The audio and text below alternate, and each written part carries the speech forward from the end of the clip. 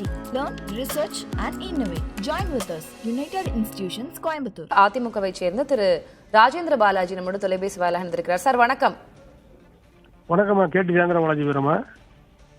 வணக்கம் சார். இப்ப என்ன சார் நடந்து கொண்டிருக்கிறது? சட்டமன்ற அதிமுக 3 பிரிவுகளா இப்ப பிரிஞ்சு நிக்குது. 17 பேர் எஸ்பி வேலுமணி தரப்புக்கு, இபிஎஸ் தரப்புக்கு மீண்டும் 5 பேர் வந்திருக்காங்க. அதிமுகவுல என்னதான் நடக்குது? ஏன் இவ்வளவு குழப்பம்? சார், அதிமுக ஒரு தோல்வி வருகின்ற பொழுது, ஒரு தோல்வி ஒரு பிரச்சனை உருவாகின்ற பொழுது சில சலசலப்புகள் உருவாகத்தை செய்யும். ஆனா சலசலப்புகள்லாம் கூடிய விரைவில் சரி செய்யப்பட்டு தலைமையின் பின்னால் அணிவித்து விடுவார்கள். அந்த அடிப்படையில் எடப்பாடியை சந்தித்து 5 சட்டமன்ற உறுப்பினர்கள் மீண்டும் தாயை நோக்கி வந்த பிள்ளைகளைப் போல வந்திருக்கின்றார்கள். அதை எடப்பாடியாரும் மனம் ஏற்றுக்கொண்டிருக்கிறார். இந்த நேரத்தில் 3 சட்டமன்ற உறுப்பினர்கள் ரிசைன் பண்ணி சபாநாயகத்திலே மனு கொடுத்திருக்கின்ற அந்த காட்சியிலும் அரங்கேறி இருக்கிறது. இது தமிழ்நாடு அரசியலில் ஒரு அலங்கோலத்தை உருவாக்கின்ற நிகழ்வாகத்தான் இதை தமிழ்நாட்டு மக்களும் பார்ப்பார்கள், இந்தியாவுடைய அரசியல் தலைவர்களும் கவனிப்பார்கள்.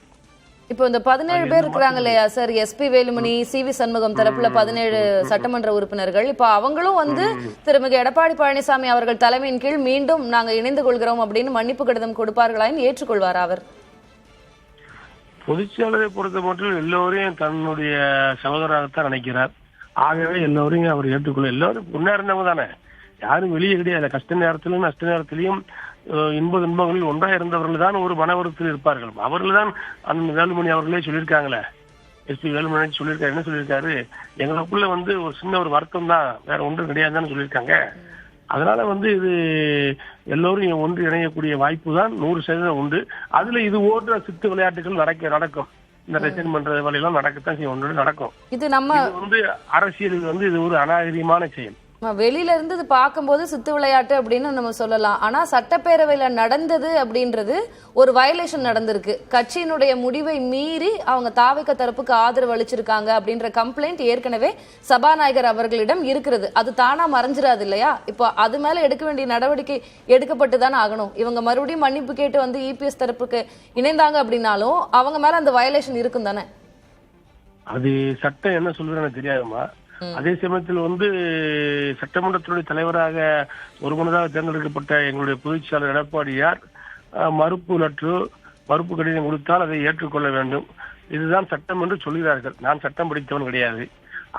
அதே சமயத்தில் பழிதீர்க்க வேண்டும் என்று நினைத்தால் நீங்க சொல்லுகின்றபடியும் நடக்கலாம். இல்ல, இப்போ இபிஎஸ் ஐயா, எடப்பாடி பழனிசாமி ஐயா அவர்கள் தரப்புல இருந்து மறுபடியும் சபாநாயகரிடம் சொல்லுவாங்களா? இப்ப 17 பேர் மீண்டும் சேர்ந்து கொள்கிறார்கள் அப்படின்னா வேண்டாம், அவங்க மேல நடவடிக்கை எடுக்க வேண்டாம்னு சொல்லுவாங்களா? அதை நடவடிக்கை வேண்டாம் என்று சொல்லக்கூடிய வாய்ப்பு தான் உண்டு. பெத்த தகப்பனை கூட சின்ன குழந்தையா இருக்கின்ற பொழுது சண்டை வந்துச்சுன்னா தாயை அடிச்சு சொன்னா கள்ளக்குண்டி எறிவாங்க. இது நடக்கிற நிகழ்வு எல்லார் வாழ்க்கையும் நடந்திருக்கும். அதுக்காக தாய் பிள்ளை வேணான்றுமா, பிள்ளை தாயை வேணான்றுமா? அது நம்ம உணர்வு பூர்வமா அது நம்ம பேசிக்கலாங்க. ஆனா சட்டம் எல்லாருக்கும் ஒண்ணுதானே. சட்டம் இருந்தாலும் அதற்குரிய விசாரணை தொடங்குவதற்கு முன்பாகவே மறுபரிசீலனை பண்ண சொல்லி ஒரு மனு கொடுத்தால் அதை ஏற்றுக்கொள்ள வேண்டும் சபாநாயகர். அதுதான் தார்மீகமான முறை நான் கேள்விப்பட்ட வரையில். அதுலயும் சட்டம் இருக்கிறது சொன்னால் ஒரு தவறு, ஒரு லெட்டர் கொடுத்தாச்சுனாலே அதை வச்சுக்கொண்டு ஒருத்தனை அடிச்சு காலி பண்ணணும்னு நினைச்சா அது சர்வாதிகார மனப்போக்குதான். ஐயா, நீங்க மூத்த அரசியல்வாதி, எதுனாலும் வெளிப்படையா பேசக்கூடியவர் அப்படின்ற அடிப்படையில கேக்குறேன். இப்ப 3 பேர் ராஜினாமா செஞ்சிருக்காங்க. அங்கேயே ஆதவர்ஜுன் அவர்களுடைய அலுவலகத்திலேயே அப்போதே தாவேக உறுப்பினர் அட்டையும் உங்களுக்கு கொடுக்கப்படுது. இப்ப இருக்கக்கூடிய 17 பேர்ல எவ்வளவு பேர் இந்த சைடு எடப்பாடி பழனிசாமி ஐயா தரப்புக்கு வர போறாங்க, எவ்வளவு பேர் அங்க போறாங்க அப்படின்றத நம்ம பார்க்க வேண்டியிருக்கு. ரொம்ப ப்ரீ பிளான்டா தெரியுதா இது உங்களுக்கு பாக்குறதுக்கு? இது ரொம்ப அசிங்கமா இருக்கு.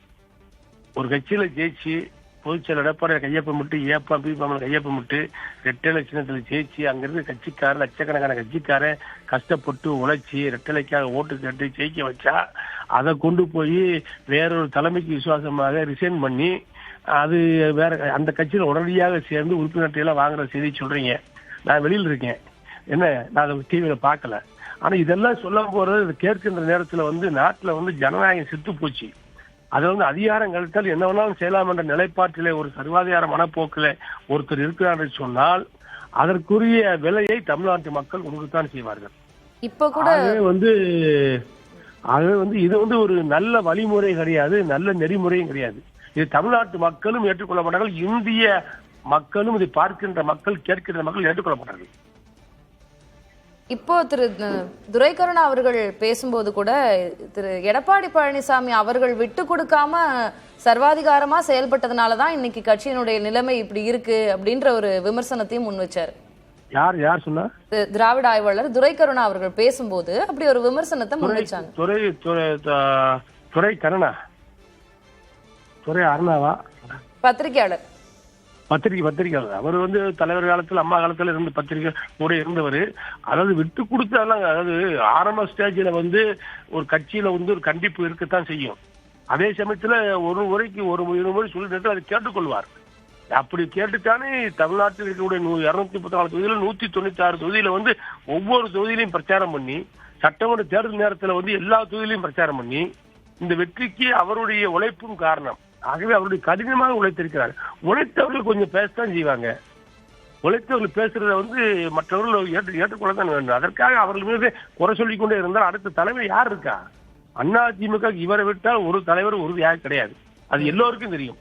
அப்படி இருக்கும்போது பிரச்சனை செய்வதை விட அவரிடத்தில் பேசி தீர்ப்பதுதான் சரியாக இருக்கும். எஸ்பி வேலுமணி தரப்பு, சிவி சண்முகம் தரப்பு இதுக்கு முன்னாடி செய்தியாளர்களை சந்திக்கும் போது என்ன சொன்னாங்கன்னா, தாவேக்கால இருந்தும் அழைப்பு வந்தது, இணைந்து கொள்வதாக சொல்லி இருந்தார்கள். நிறைய கட்சிகள் தரப்புல இருந்து யார் வந்தாலும் இவர் வேண்டான்னு வெளியில அனுப்பிச்சு தானே சர்வாதிகாரமா முடிவெடுத்தாரு. அதனாலதான் இன்னைக்கு நாங்கெல்லாம் பிரிஞ்சு வர வேண்டிய ஒரு சூழல் இருக்கு அப்படின்னு தலைமை மீதான விமர்சனங்கள் தான் அவங்களுக்கு அதிகமா இருந்தது.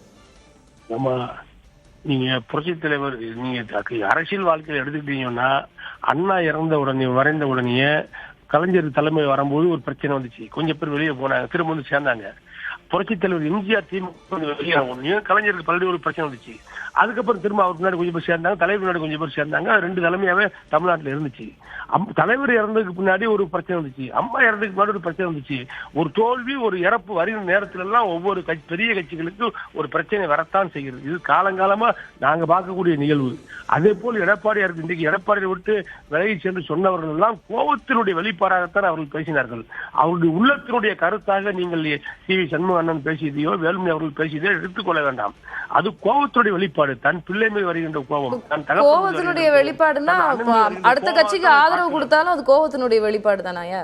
இல்ல, கோபத்தை தேர்தல் முடிஞ்சிச்சுலமா, தேர்தல் முடிஞ்சிச்சு. முதலமைச்சரா எடப்பாடி வருவதற்கு இடையூறாக அவர்கள் செல்லவில்லையே. ஆகவே அதுக்கு அந்த கோபத்துல வந்த முடிவு அதுல தவறுகள் 1000 இருந்தாலும் தவறுகளையே பேசிக்கிட்டு இருந்தா நல்லது நடக்காம போயிடும். அதனால அந்த மாதிரி கருத்துக்களை நாங்கள் வெளிப்படுத்துவதை விட இனிமேல் எல்லோரும் ஒற்றுமையாக இருக்க வேண்டும் என்றுதான் என்னை போன்றவர்கள் நினைப்பார்கள். அதுதான் சரி. நாளை குரு பயிற்சி, நாளைக்கு நினைக்கிறேன், அந்த குரு பயிற்சி அதிமுகவுக்கு நல்லதை கொடுக்கும்.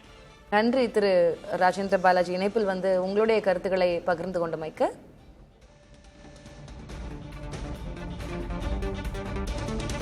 மூன்று அதிமுக சட்டமன்ற உறுப்பினர்கள் ராஜினாமா செய்திருக்கிறார்கள். எனவே திருச்சி கிழக்கு தொகுதியையும் சேர்த்து இந்த 4 தொகுதிகளுக்கும் இடைத்தேர்தல் நடைபெறும் என்றே நாம் எதிர்பார்க்கலாம். அதிமுக 3 பிரிவுகளாக தற்போது உடைந்து நிற்கிறது. அதாவது சட்டமன்ற அதிமுக மொத்தம் 47 உறுப்பினர்களை கொண்ட அதிமுக முதலில் எடப்பாடி பழனிசாமி அணி, சிவி சண்முகம் தரப்பு அணி என்று 2 பிரிவுகளாக இருந்தது. தற்போதைய நிலவரப்படி திரு எடப்பாடி பழனிசாமி அவர்கள் தரப்புக்கு 27 பேர் சட்டமன்ற உறுப்பினர்கள் இருக்கிறார்கள். சிவி சண்முகம், எஸ்பி வேலுமணி தரப்பில் 17 பேர் இருக்கிறார்கள். ஏனென்றால் 5 பேர் மீண்டும் எடப்பாடி பழனிசாமி தரப்புக்கே சேர்ந்திருக்கிறார்கள். 3 பேர் ராஜினாமா செய்திருக்கிறார்கள். அவர்கள் நேரடியாக அமைச்சர் ஆதவ் அர்ஜுனாவை சந்தித்து தாவேக உறுப்பினர் அட்டையையும் பெற்றுக் கொண்டிருக்கிறார்கள்.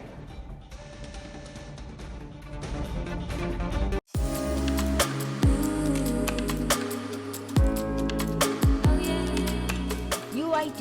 Learn, research and innovate. Join with us. United Institutions, Coimbatore.